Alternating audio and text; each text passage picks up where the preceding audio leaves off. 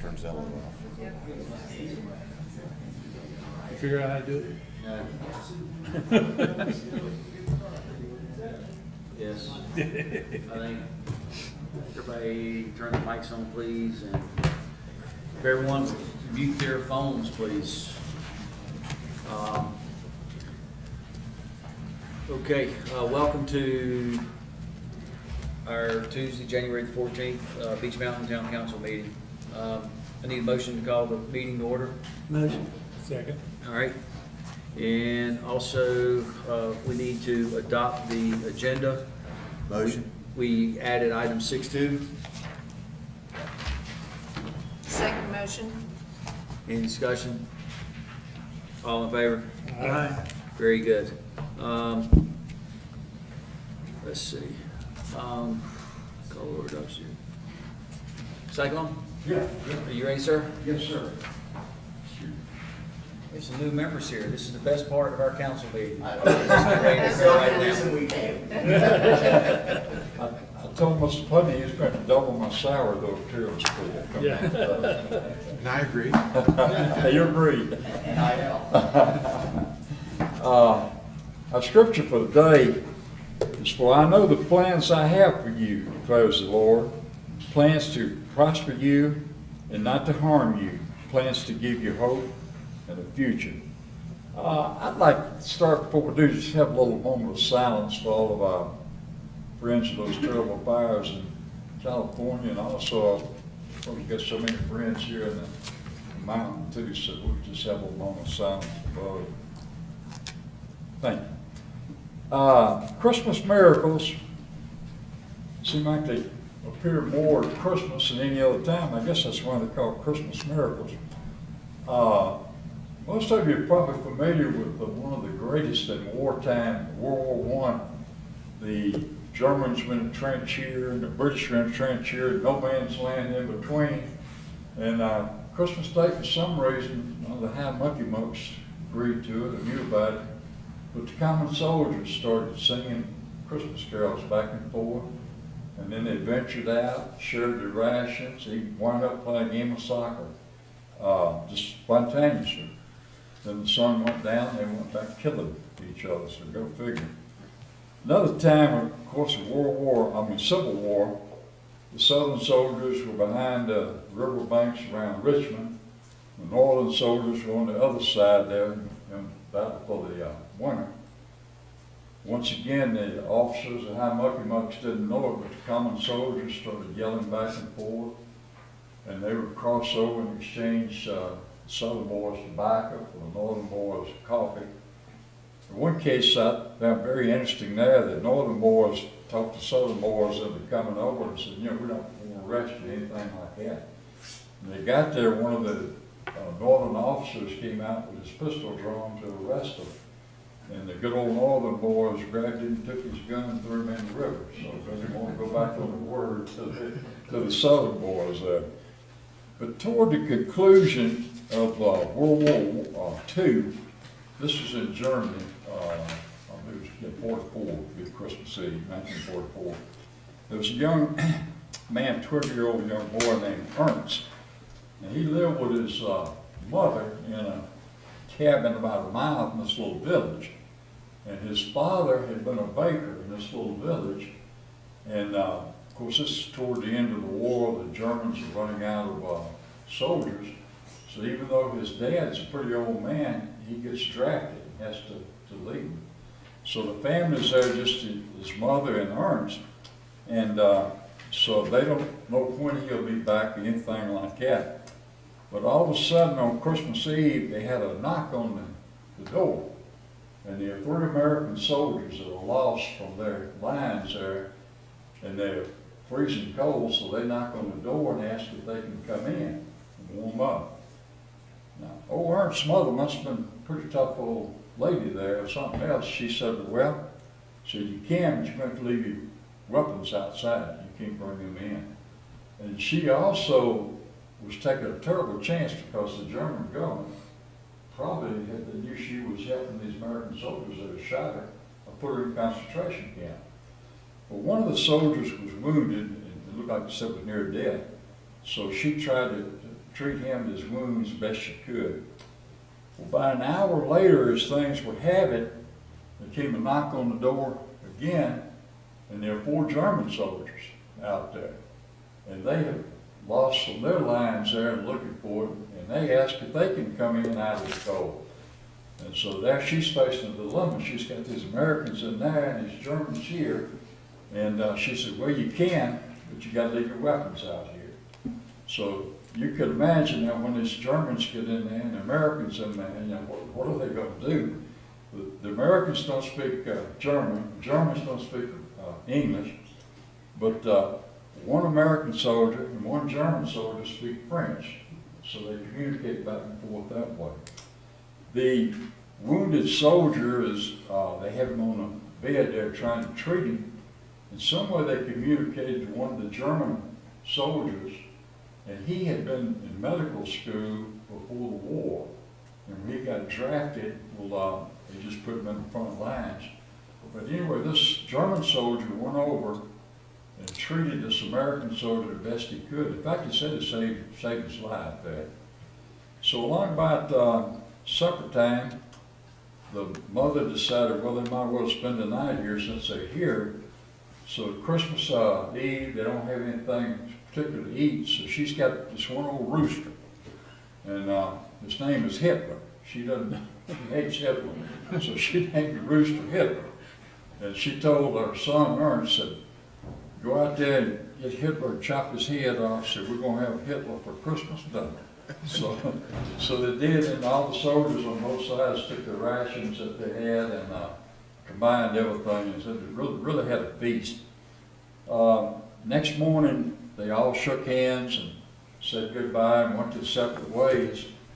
And you don't hear anything about any of them communicating again to 50 years later.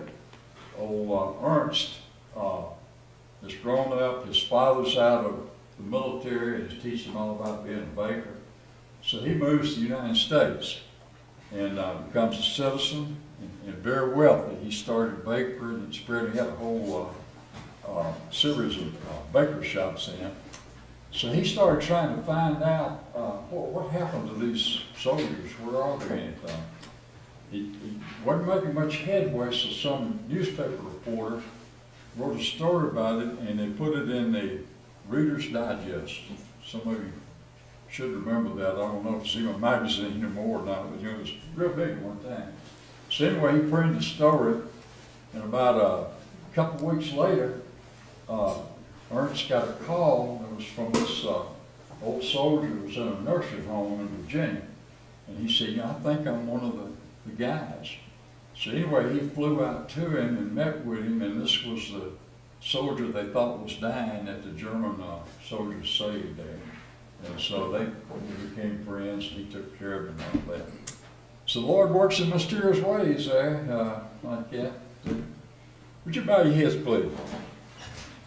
Lord, we thank you so much this beautiful day you've sent us. We thank you for this place we live. We pray, Lord, you be with our federal government as they change hands this coming week. We pray that you be with all the leaders of the world. And we ask you to bless the first responders. And we pray that you continue to bless the United States of America and Beach Mountain. Amen.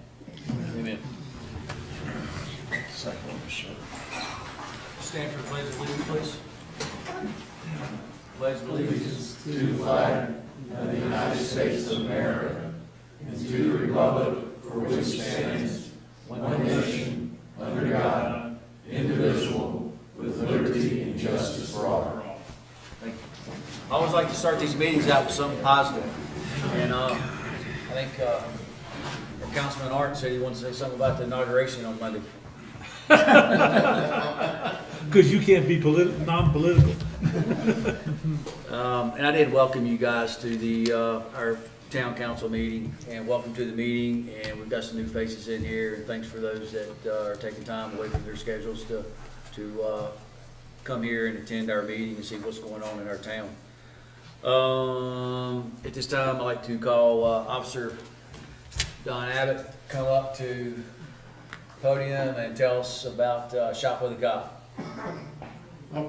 As you guys can see the pictures, through the effort of the commissioners and the mayor and Gary Miller, Captain Gary Miller from the police department, we joined up with Avery County and Watauga County Sheriff's Office, and we went shopping, and we were able to help 191 children between the two counties. And with the money that was raised, and we got them to come out to eat. They all sat in the pizza restaurant, and we kind of took over the whole restaurant. They got to eat everything they wanted, and then we went into the Walmart across the street, and we did this in Elizabethton, Tennessee, and we were able to pick out anything and everything they wanted. And like I said, we did 191 kids this year, so we'll be partaking in that again next year also, or this year coming up. So, any questions? No, I think it's great. One thing that Officer Abbott left out is that when I heard about this program, they wanted to raise $3,000. And I'm like, and they wanted to give every child $300 for Christmas. And I'm like, that's peanuts. And Gary was like, what do you think you can do? I said, a minimum of 10 grand. He's like, no way. And he's like, you can't do it. And I'm like, don't challenge me. So we raised over $30,000. Yeah, it was very gratifying for all the support. There's a Christian ministry group that's here on Beach Mountain that was very instrumental in this. We also, a friend of mine's in a hunting club in Seaboard, North Carolina. It's up on the Virginia line. They came down Thanksgiving Day, went to Elk Park, cooked for, we fed 6,000 people, or we fixed 6,000 plates. And they heard about, one of the gentlemen, my buddy that's in the hunting club, was telling the guy that headed this up about this shop for a cop and the children that had lost, families that had lost everything due to the hurricane. So I spoke to a couple hundred people very briefly, and kind of caught me off guard. And as I was leaving, they handed me a check for $6,000. It's very nice how the community came together. You know, these children and families didn't have anything, and be able to give them Christmas like this, you know, hopefully put a little spark in their life, and you know, made a bad situation, not a good situation, but a better situation than a bad situation. So, Don, thanks for all you did and all you do, and hopefully we'll have a as good, if not better, year next year. Absolutely. Thank you. Thank you. All right.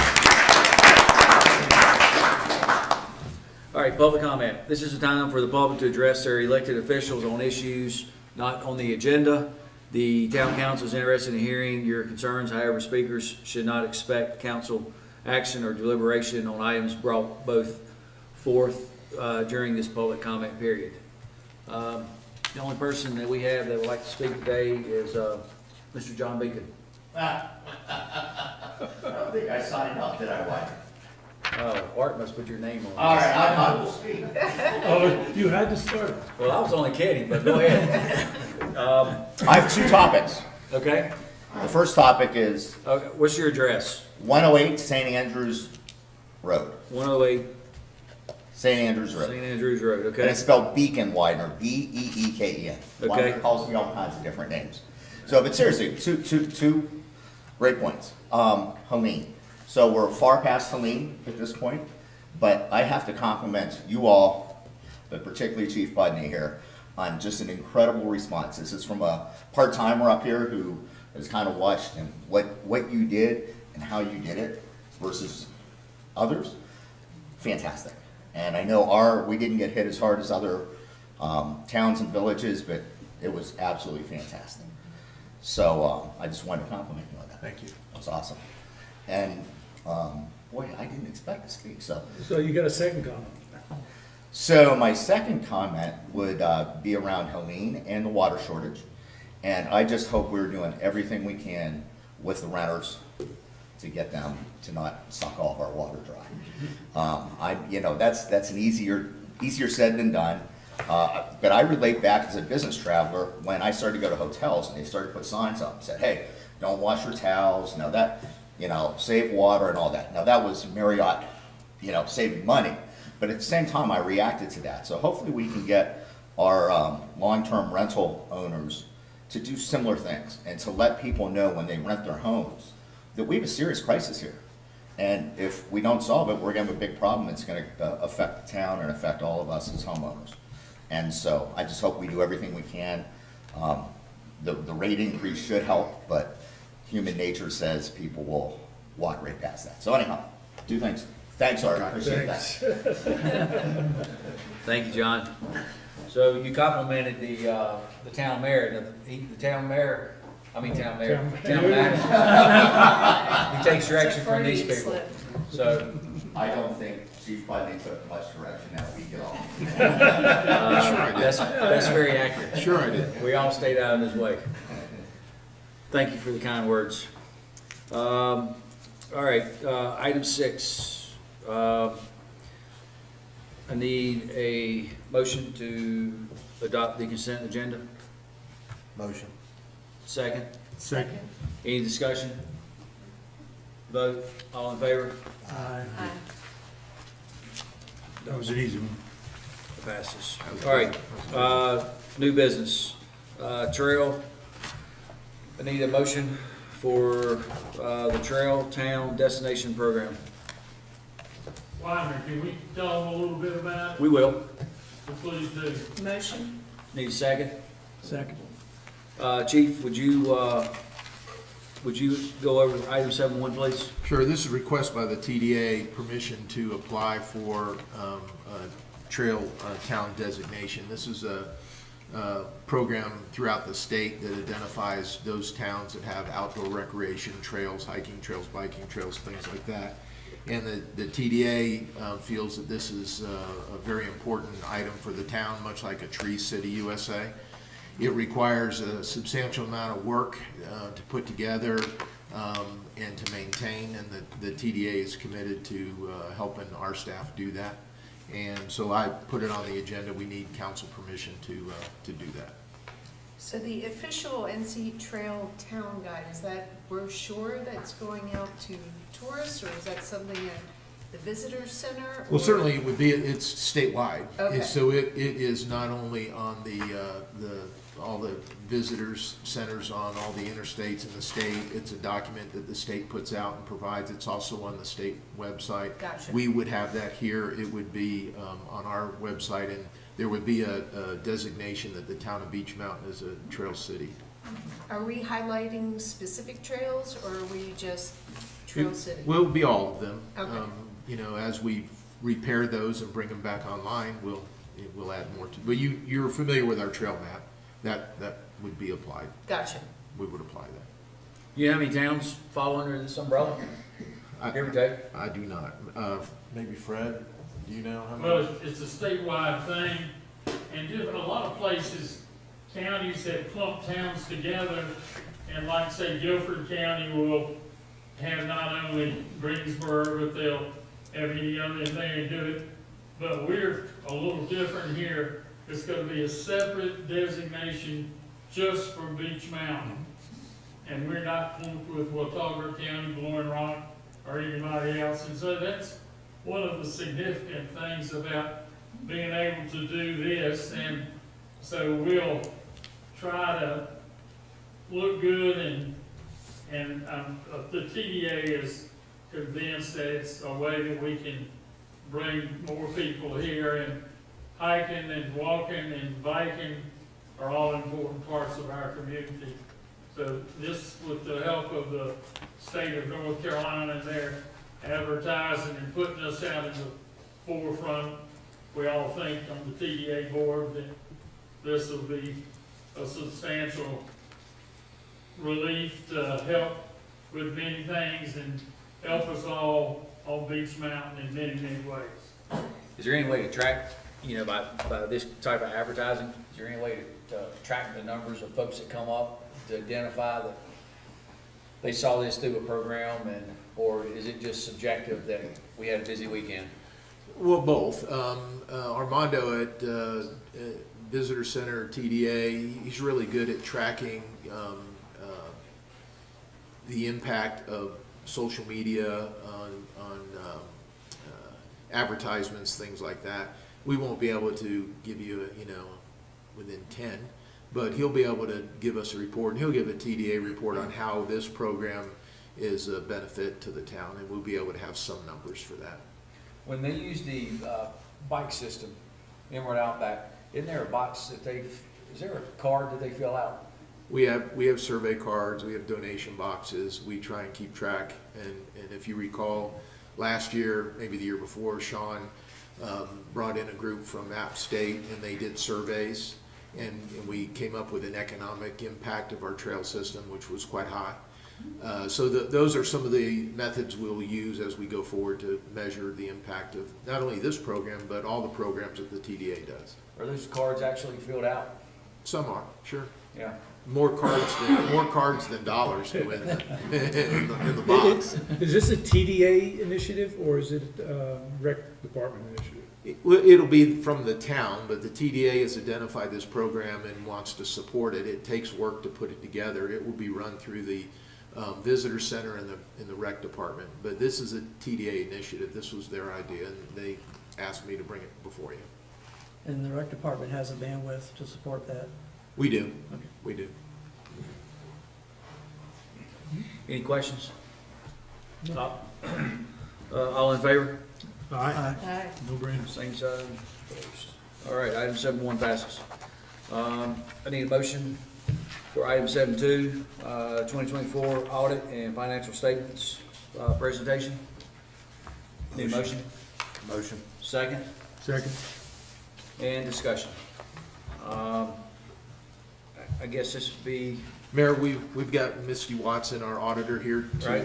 She's got a slide presentation, and she'd like to hit the highlights of the audit report for you. all right, Misty, come on up. Thank you for allowing me to complete the audit this year. I worked with the town probably 5 or 6 years ago for a while, and then I had a job change, and then I was very fortunate to come back and work with Steve and the council and Bob, so I appreciate everything. And I just have to go through a few highlights. So the next page is just a few bullet points. The first is the town received an unmodified opinion, which is a clean opinion, which is what you want. And again, Steve and all his staff are like great in getting me all the information to complete the audit. And it was, quite a bit this year with all the federal and state grants that the town was fortunate to receive. And then the general fund increased this year, fiscal year 24, by $143,000. And at the end of June 24, the unassigned fund balance for the general fund was a little over $6.5 million, or 60.4% of general fund expenditures for fiscal year 24. So it's a very healthy fund balance. And then, of course, as you all know, there's strong, continued strong investment earnings for the money invested in the Capital Management Trust. So those across all the funds for the town was a little over $578,000. And the Water and Sewer Fund had an increase of $355,000, and then sanitation had a decrease of $36,352. And the property tax collection rate remains strong at 97.97%. And so the next slide is just a comparison of your total revenues and expenses between the 2 years. And you can see that for the general fund, the total revenues went from $10.9 million to $13 million. And the expenditures went from $10 million to $12 million. And those could include like one-time expenditures that, if you're buying certain equipment in 1 year, you're not going to buy it the next year. So, that always makes a fluctuation with the change. And the next slide is just a little pie chart so you can see the total revenues for the town.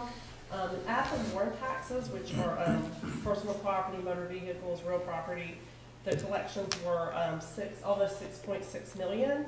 And then the next highest category would be unrestricted and governmental, which a big chunk of that is local option sales tax at $3.5 million. And I won't go through all these, but this just kind of gives you a breakdown of the total revenues for the town.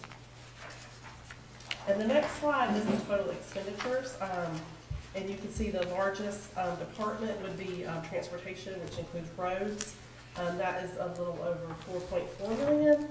And then public safety is 2.8, general government's 2.9. And then you can see the debt service for the town is a little over $540,000, and that's principal and interest.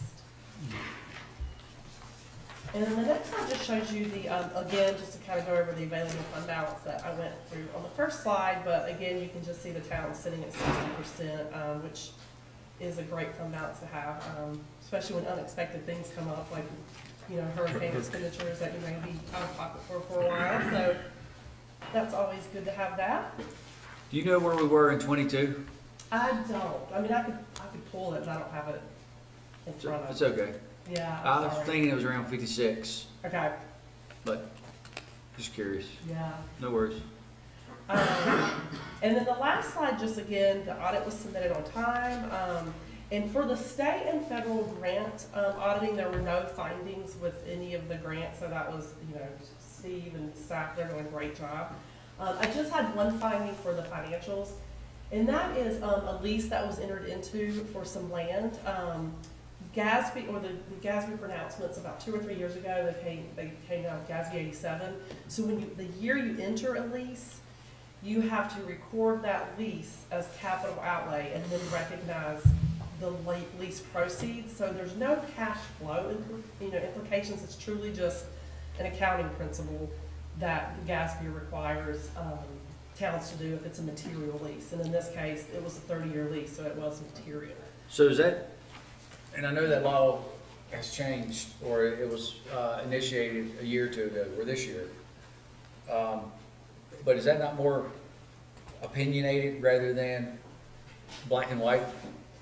It's pretty black and white from the way we are through auditors. Like, we're required to, like I said, this material, and it is, it meets certain criteria. Like, if it's long term, if you don't plan on breaking the lease early, then it is required to report that. And so the town budgeted the monthly rental payment, so that was perfectly fine. But it's just that initial year, you have to recognize those lease proceeds and then the capital lease outlay. So it really nets to zero. There is no cash flow implications. It's just, an accounting principle, and my hands are tied. I just have to go by what, I don't put agree out with to it. us. I don't agree with it, but if that's the law, it is what it is. Yeah. No, I mean, I agree with you. Like I said, that's why there's no cash flow, implications, and that's what I want to emphasize. It's not like you truly overspent. It's just. So then how do you book it for the second year? So now it is on the town's books as an asset and then a liability. So each year we'll just decrease those. So it's pretty much just each year that's going to go again to zero, because you are budgeting those lease payments. So after 30 years, that asset and liability will go to zero. So how much cash was, or how much dollars are actually spent on the first year lease? How much was booked? It was it's $4,500. 54,000? What property is this? That's the two elder properties over here, the parking area Right. that we use for staging for ski law. And then the 30-year lease is the staging yard at Oh, down here. by Cat's Overlook. Yeah. Anyone have any questions about this? Any questions? Mayor, if you would just hit the highlights, that the town improved its net position by $908,000. Yeah, I don't want to take anything away from the 900 grand, and I just had questions about how that 750,000 was booked. So, Well, but the highlight of this is the $900,000. Exactly. And credit needs to go to our town manager. Well, I don't want to say surplus, but No, it goes to everybody, the entire team, but It does. Last year was a very robust year. You did a lot of things, if you recall all the projects that you accomplished, and to put almost $1 million back into fund balance is pretty good.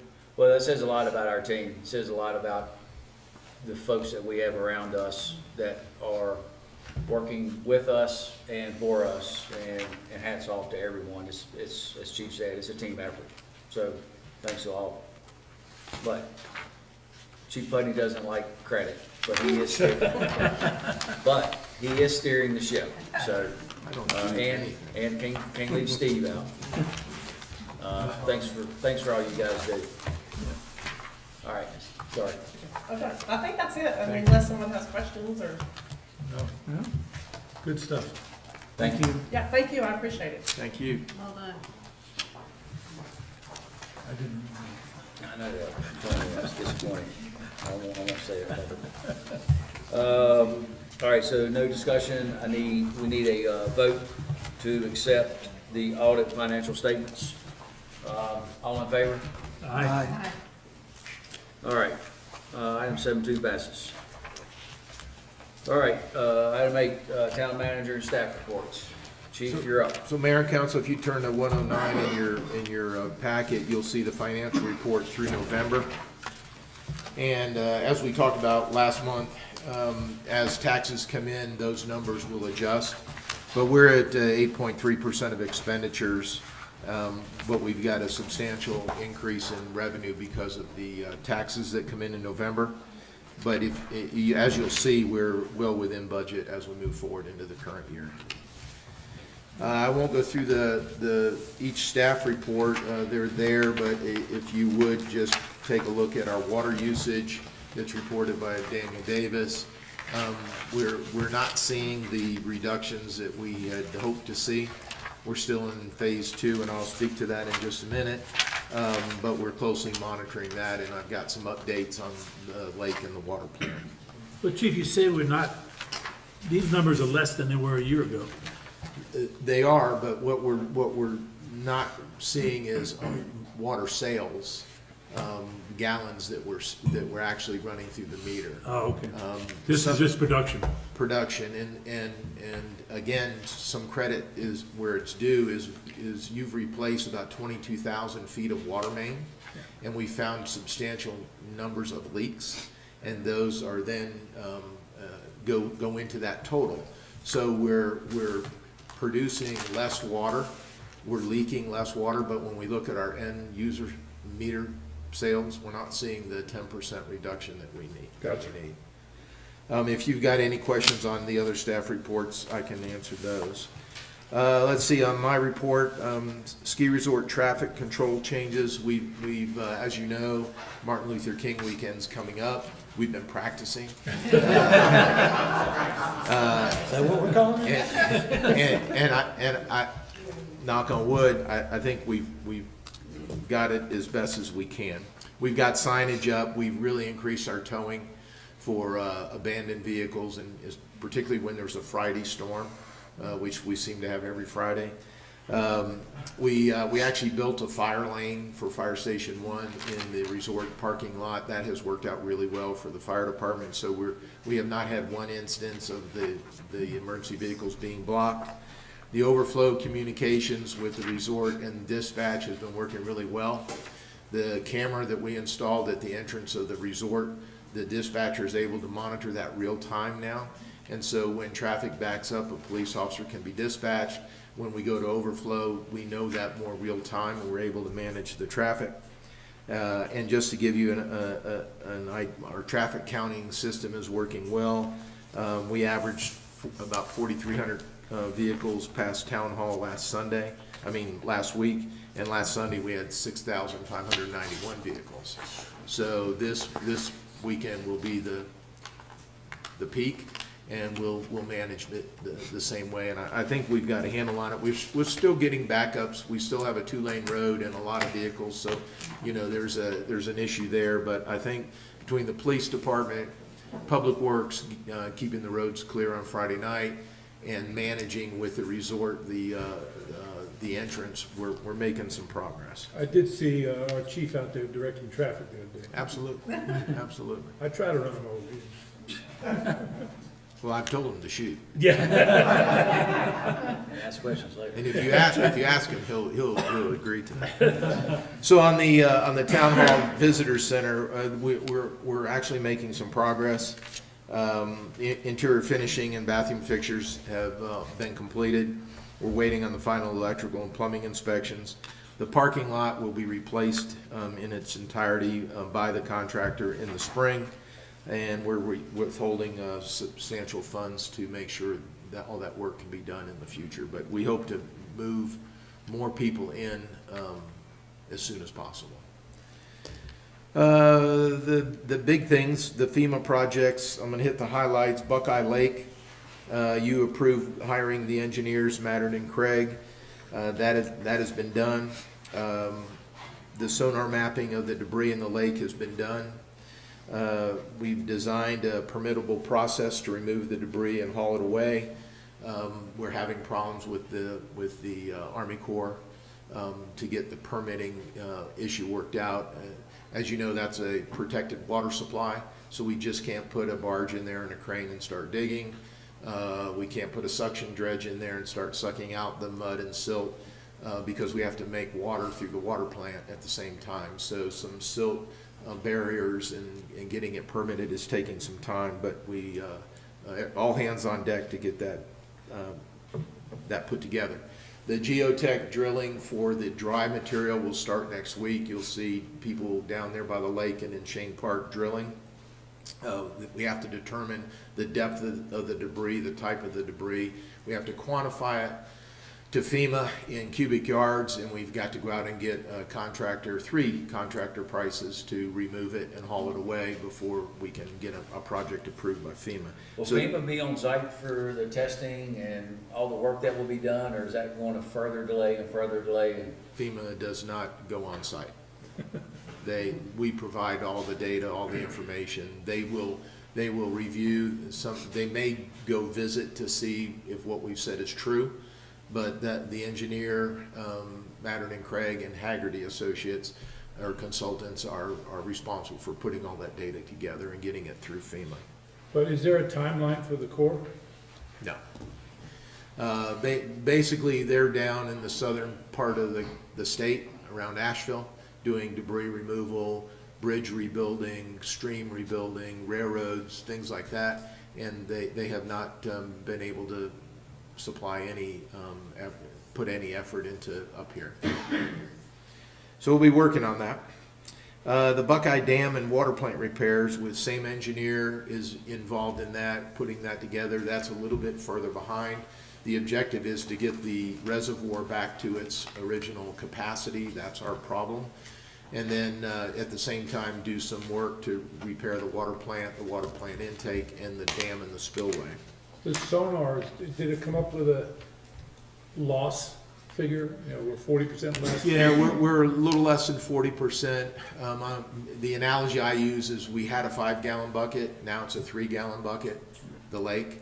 And so when it rains or the snow melts, we can only hold 3 gallons in our bucket, and then the rest goes over the spillway. So the issue is the fact that we've got a smaller reservoir, and getting it back to its original capacity is key. So Chief, earlier you had mentioned that the water usage has not gone down. What would trigger the next level of conservation? Well, the plan we filed with the state is a level in the lake is automatically triggers it.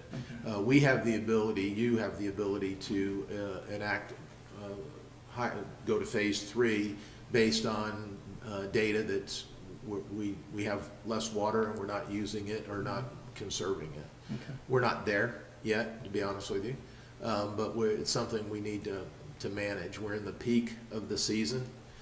And I may have mentioned this before, pardon me if I did, but with the ski season, the weekends are high usage, so we're able to make water Monday through Thursday and fill all the tanks, and then we are negative during the weekend, and then Monday we can get back to that cycle. Christmas being in the middle of the week kind of threw that off, and however, when we go into the spring and summer, the usage is constant throughout the week, and we need to make some adjustments before we get there, because we won't have the opportunity to draw out of the lake and run the plant. Okay. During Christmas and New Year's, were the tanks drained? Empty? No, not No. empty, but where we Yep. were concerned? Oh, we're all, Sunday nights, we're concerned. So prior to the water restrictions, was the town making water Monday through Thursday, or was this something that you initiated within the past year? Well, we make water every day. However, when we had the impact to the reservoir, we had to adjust again how we process our water because the reservoir is smaller now. And to get through the ski season, we needed to make sure that by the end of the week, all the tanks were full. And so we repeat that process every cycle. Christmas threw us off, and now we need to have some resolution before we get to the summertime. So I didn't answer my question correctly, or ask my question. Prior to this year, were the water tanks being filled during the week, or is this something new that you initiated? No, we fill them whenever we run the plant. Okay. So we've been running the plant. If you recall, we due to permitting regulations, we had to slow the plant down. You may recall that discussion, and we had to extend the hours of operation so we didn't draw as much water out of the lake at a shorter period of time. Right. That has been instituted for almost a year. Okay. Let's see, so stage 2 water conservations continue, and that you'll see those for quite some time until we get the lake back in place. I did report to you that the well has, our one raw water well has been declining substantially. We're not sure why. We've got an engineer on board now. I approved the scope of services today. They're going to camera the well and see what the problem is, what happened, and then come back with options if the well can be increased after they determine what the issue is. So we don't know what's wrong. We know there's not near as much water as there was, and we just don't know what the solution is yet until we get some investigation. The Charter Hills Road, the engineers are designing the repair to present to FEMA. That will be a series of core drilling to get some information on the rock, then building a wall and backfilling and putting the road back. The reason I tell you this is it's not going to be fixed quickly. We've got to engineer the project. We've got to get it 3 bids through the FEMA bidding process, which is lengthy. And then we've got to have the project approved and then get it underway. So it'll probably be late spring, summertime before we can get Charter Hills back together. Our roadways, ditches, and culverts, we had 67 miles of roadways that were damaged. Ditches and culverts. We've made emergency repairs to most block culverts. We have now a problem. Before the snow, we had a rainstorm. And we had, again, damage to roadways because our ditches and culverts were not functioning properly. So we've got permission to move forward in Category B in FEMA speak. And we've got 3 contractors who have bid on that, and we're probably going to issue a contract to all 3 so we can get this done quickly. But what we need to do is clean out the culvert heads, clean out the ditches, and get some stormwater flow back together.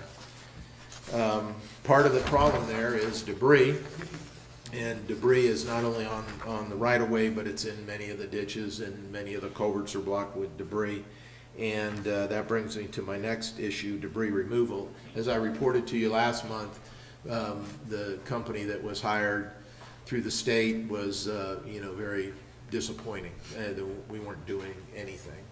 So we renegotiated with them with FEMA's approval, and we increased the per yard, cubic yard payment that we're paying, and FEMA is going to reimburse us. Went from $9.50 to $13.50 a cubic yard. In that negotiations, they signed an agreement to put a minimum of 10 trucks per day in the town, and committed to a 45-day, 80,000 cubic yard removal rate. They've exceeded that. Yesterday they had 27 vehicles here, and they've been hauling a lot of materials. We're at 20,000 cubic yards today total. That's brought a host of problems along with it when you add that many trucks and trailers and folks that aren't used to mountain driving. They've had some serious and not so serious wrecks. They've blown up their transmissions, they've run over mailboxes, et cetera, et cetera. So Chief Barnett has met with them today and basically said, you know, slow down, and our officers will be out there ticketing you if you don't. So we'll have an enforcement component out there. We do want the debris removed. We now have the vehicles and the crews removing the debris. Now we've got to manage, of course, that option. And let's talk about insurance. So the town is insured through the league, and we've gotten our preliminary insurance offer. We've turned it down and going back to them. They where they did a good job, they missed some of the bigger ticket items. But we're required by FEMA first to submit to our insurance, and then obviously what insurance pays FEMA does not cover. So we're in the process of negotiating that, and currently we're at about $220,000 of insured damages, less deductibles and less some negotiation. So on the deductible, those are eligible for FEMA payment. So we'll be made whole. We just have to negotiate with the adjusters and come up with a reasonable and fair So you only payment. have $220,000 worth of insured damages into that Yeah. throughout the town Yeah. out of $30 million? Well, most of our damage is in utility infrastructure, roads. Those are not insurable. The insurers are our buildings, our equipment, things of that nature. And so luckily, we had limited damage other than Shane Park to structures. The policy states that any infrastructure within 500 feet of an insurable property can be included. So we've taken that to heart, and we found, you know, infrastructure that's within 500 feet of an insured building, and we're claiming that. Shane Park was part of that? Yep. Okay. Utility, water, and sewer, there's substantial loss there. As I reported to you, we've patched it, and there is no longer raw sewage going into the creeks. We're good there. Our water mains are holding. We have a number of mains that are exposed in the ditches, and we're concerned about freezing. So we're trying to figure out where there's snow there now, but trying to get those ditches covered to cover the water mains so we can get through this cold snap.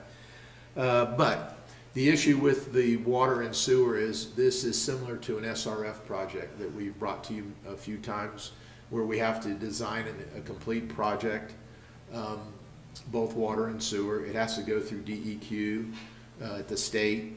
It has to have a lengthy permitting process. Then we have to bid it, and then it gets done. So it's been taking about a year to 18 months from the beginning of a project before we can begin construction. That's one of the projects that's happening today down on Greenbrier. We started that about two and a half years ago. The water and sewer repairs from the storm are going to be similar in time frame. So we've hired the engineer, we've agreed to the scope, they've begun the process, but we won't see contractors here digging and putting in water pipe or fixing sewer lines probably for 2 years. So I just want to make sure you've got a reasonable expectation of when that's going to occur. That doesn't mean that we won't make repairs, emergency repairs, like covering frozen pipes. I expect we'll have some broken water mains here after this next cold snap, but the replacement of the utility system is going to be a lengthy process. Let's see, we talked about debris.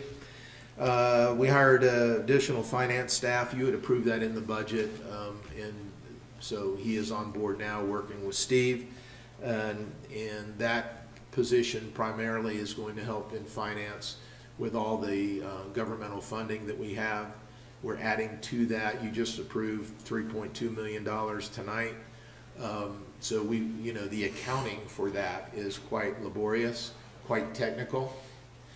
And we need to make sure we know what we're doing and we've got the capacity. So the gentleman's name is Haw, H-A. He's right now housed in Steve's office because we don't have space because of the project next door. And we'll, if you get a chance, stop in and see him. Really nice individual, and is going to help Steve primarily out with all this accounting issues. Let's talk about salt. We budgeted, you approved 1,000 tons of salt. We burned through that by Christmas, and we just brought in another 1,000 tons of salt to get us through the rest of the winter. Hopefully. So we've been criticized for not using enough salt. I can't put it down much faster than we are, but you need to know that as we move forward, we'll need to make some budget adjustments on salt. This seems to be a more typical winter that the town experienced in years past.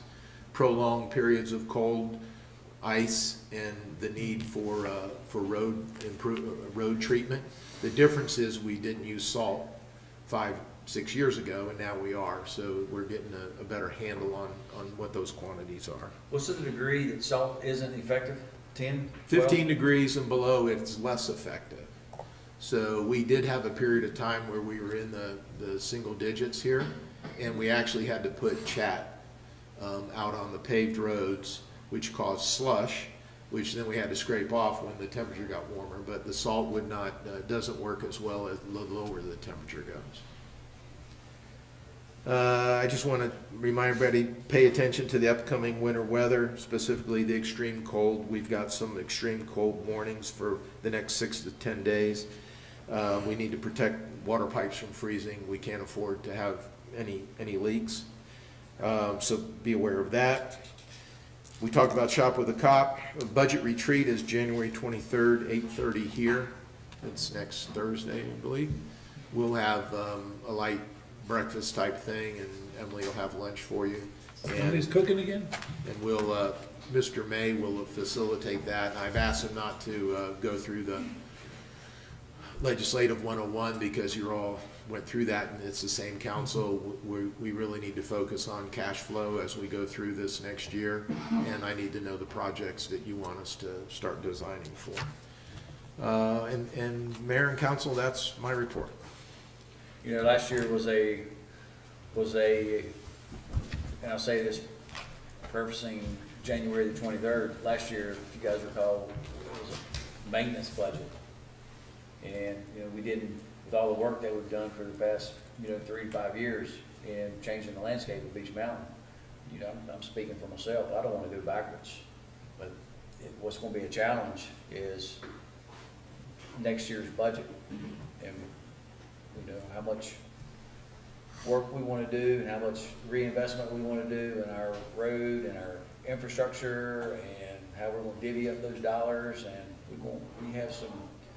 we have a uphill, I won't say uphill battle, but we'll definitely, it's going to be a challenge, I think, for our town manager and Steve to put together a budget that is going to be beneficial for the town moving forward. All right, town council comments. Mr. Patrol Director? Thank you, Mayor. I guess, we're gonna go into budget workshop talk, and I know a lot of what we need to kind of focus on, and I think what we really need to hear from the town manager when we go into it is, what are those needs gonna be related to what we're coming through from post-hurricane, right? Because there's gonna be things that we normally wouldn't plan for that we need to make sure are on the horizon. We know what those are before we start going, hey, here's the list of things that we think should happen. We really need probably to hear from the town manager, what are the things the town needs us to hear before we consider anything else. I think that's gonna be kind of key as to that, what that budget focus is like. And I'll just say, the holidays were wild here, and the weather has definitely shown that we are a ski town, right? And if I could just get people to quit skiing on ski loft, it'd be great. And off roofs? It's a And great off- And run. off roofs and other things, yeah. So, hey, MLK is a busy weekend, and I'm glad that we're prepared and we're ready to handle it. And I think, you know, from the standpoint of the resort and the town and everybody involved, that there's been a lot of good communication to ensure that we're all focused on taking care of the tourists that come to see us. So, look forward to this weekend. You do? Saying it You with a smile. do. Of course I do. Vice Mayor? Great job on the roads. I know that some of us said the salt wasn't going down quick enough, but we all got home. So that's the important part. Just a little thing that's coming up. Beach Mountain Historical Society has been named one of the 10 best museums, small town museums, and you can go to newsweek.com and vote for them to try and get us over the top. Has Art been in there yet? He's not he's not welcome. He's got a nickname for him. Where is it? Where is it? Alan? Yeah, a couple things. Of course, 2024 was an extraordinary year for Beach Mountain. And it was a big thanks to not only Chief and all the townspeople that got us back up on our feet, but all the residents too, and the businesses that supported everyone, you know, just taking a look back. And just a big thank you, and also just to continue that spirit of working together. It can, you know, a lot of people say, well, why isn't this happening and why isn't this happening? And there's just, when it's a big pile, you gotta just chip away at it. And I think the town and the town manager are really addressing that, and we really appreciate that. Also, I was asked a question. People were saying, well, how is the sledding hill, how are they making snow? Where's the water come from? Does it come from a potable source? And I checked with Chief, and he said, no, it comes from a well, so it's non-potable. It's not affecting our drinking water. So, And it's a very small well. yeah. Big tank. Small well, big tank. Okay. And snowman. Art? Yeah, as we go into the new year, there's a lot of things we're gonna be, dealing with. And again, I go back to our discussion a little bit ago about the water. There was a great thing in our town newsletter, which I'm sure you all got, read, and looked at, about water conservation, some things you can do at the house to conserve water. I know at my house, we took it upon ourselves when restrictions first came, and I just got my water bill, and I was down 900 gallons for the month. And it's simple stuff, you know, don't rinse your dishes, just put them right in the dishwasher, you know, shower with a friend. You know, do full loads of wash, don't just, oh, I gotta wash the jeans so I can go out on Saturday night, you know, wait and get a full load. I was blown away by the savings of consumption that I had for doing some simple things, and I encourage everybody to try to do this. And again, we had this conversation, how do we get this information to the STRs? I mean, those owners have received this information, how they get it into their units and whatnot. And that's the mystery that we all need to think about. But anyway, you know, we really need to concentrate on this water. The lake is not gonna be fixed in a day. It's gonna be many, many months. So I encourage people to do that. And, you know, again, I take every time I deal with the people here at Town Hall, and in Public Works and throughout the town, you know, we have people here that care. And the budgets came in where they needed to be last year and better. And we need to be thankful for the people that are working here. Thank you. So what Art left off was, he was in the BVI's for 3 weeks also, so hopefully it's. No, that was in November.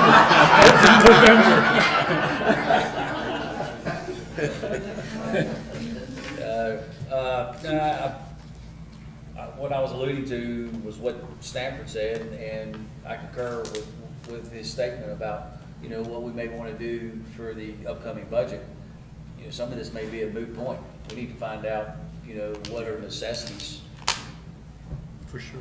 that we need to invest in the town with our infrastructure. And I think last year, our infrastructure was our number one item that we all voted on.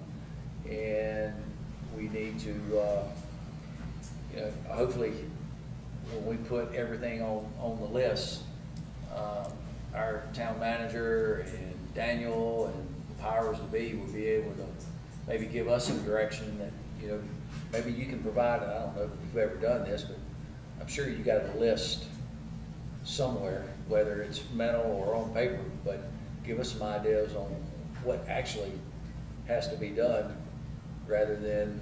We have that. Well, you know, you're talking about, Mr., what's his name? May.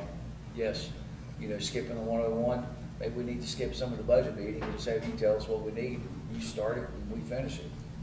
Or you start it and you finish it. But, you know, we're gonna have some tough decisions ahead of us. And again, we've made a lot of progress in the past, you know, 3 or 4 years, and I wanna see the town continue. You look at our roads, you look at the beautification, you look at just the town in itself. Everything has been, you know, upbeat, even though we had the hurricane. You know, look how resilient our town has been, and the employees, and how we've made things come together as a whole. So I appreciate the town council and what we've done as a team, and the town's team, and we had the fire department that was instrumental in cleaning up the town, and not only the fire department, but just our residents that chipped in as well.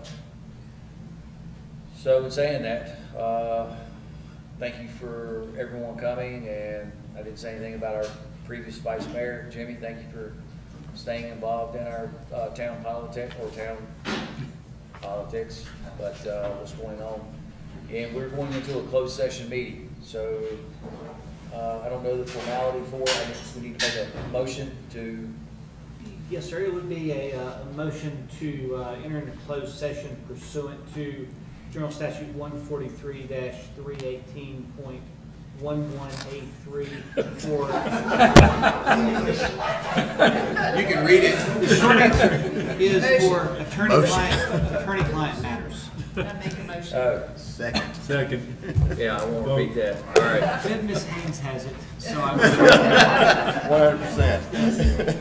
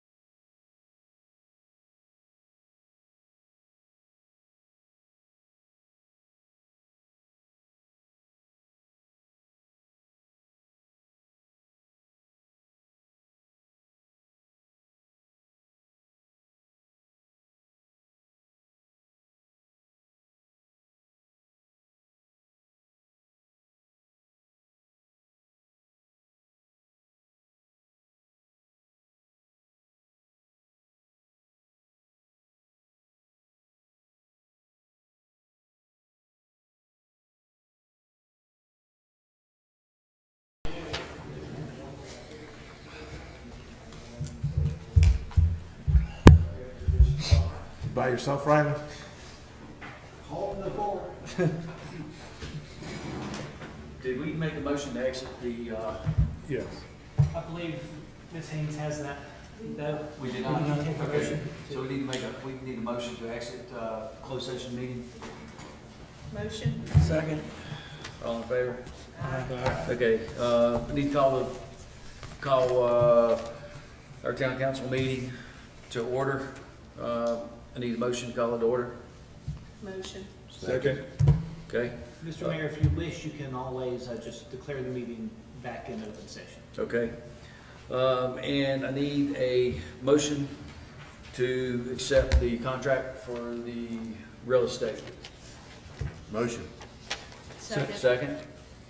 Mr. Mayor, for the minutes, this would be the 35 acres off Wild Iris Road. Okay. Everyone heard that? Yes. Any discussion? Nope. All in favor? Aye. Aye. Opposed, same sign. Very good. We will adjourn our town council meeting. Thank you.